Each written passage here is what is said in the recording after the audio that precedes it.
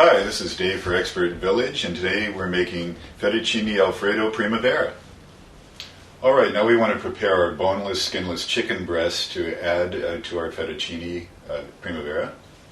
Okay, so we have about a 4-ounce piece of chicken breast, again boneless and skinless. You can buy these this way, or else you can make your own. Sometimes it comes with skin, a little bit cheaper. You can just take that right off, really easy to do. What we want to do is cut these into nice bite-sized pieces.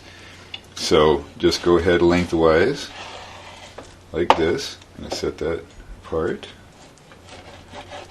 And just go right on down, pretty easy to cut.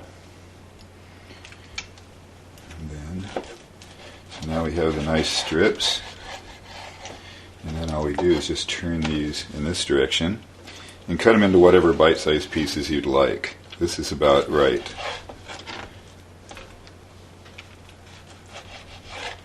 About 3/4 inch to 1 inch cubes.